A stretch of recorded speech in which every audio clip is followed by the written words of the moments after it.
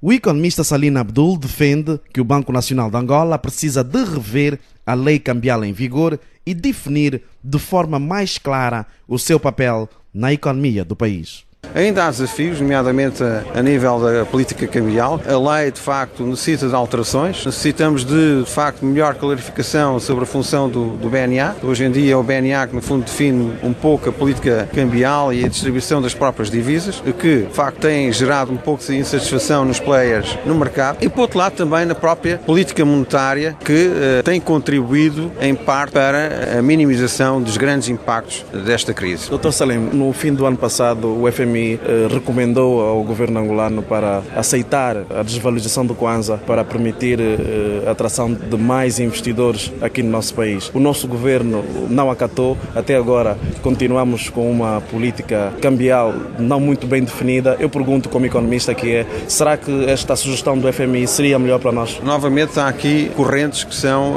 antagónicas. Esta corrente do FMI é, no fundo, apologista de uma desvalorização acentuada do câmbio e que, se nós formos ver a taxa de câmbio informal, de facto, o mercado que está a oferecer é uma taxa de câmbio bastante diferente daquilo que é oficial. Quais seriam as vantagens desta medida do FMI? Era, no fundo, a menor pressão sobre as reservas internacionais, que poderiam ser alocadas para investimentos de médio prazo e médio e longo prazo, ao invés de sustentar a taxa de câmbio. E, por outro lado, também era, no fundo, fomentar a exportação. No fundo, com uma moeda mais fraca, consegue-se exportar mais produtos. Agora, a questão é que produtos, uma vez que a produção interna e o tecido de produção produtivo nacional ainda é frágil. Não temos muitos produtos para exportar. Esta política atual, quais são as grandes vantagens? De facto, não havendo desvalorização cambial, protege muito aqueles que têm rendimentos fixos. Não encarece os produtos importados. E, nesse sentido, as pessoas que têm rendimentos fixos, são a maior parte, a função pública, não se sentem tão prejudicados por não haver inflação importada. Por seu lado, o economista Alves da Rocha sublinha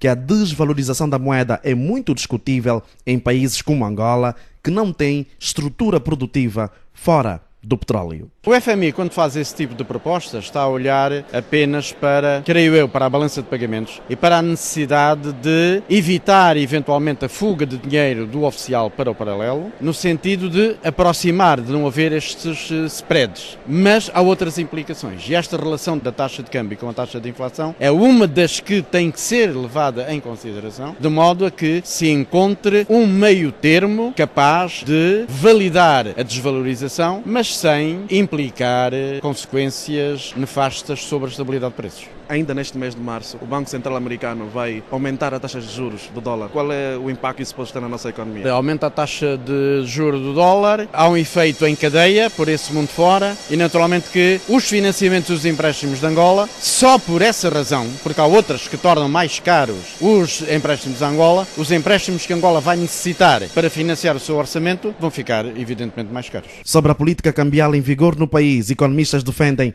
que o Banco Nacional de Angola deve clarificar o seu papel para tranquilizar os players, mas também dizem ser possível que uma medida de desvalorização do Kwanza, como recomendou recentemente o FMI, o Fundo Monetário Internacional, não seja a mais adequada nesta altura, porque Angola não tem uma estrutura produtiva definida na economia com grandes inputs que não sejam do petróleo. Informações dão conta de que o Banco Central Americano vai aumentar a taxa de juros do dólar. Os economistas defendem que, se acontecer, os empréstimos que Angola usa para acudir à economia vão ter um custo mais alto.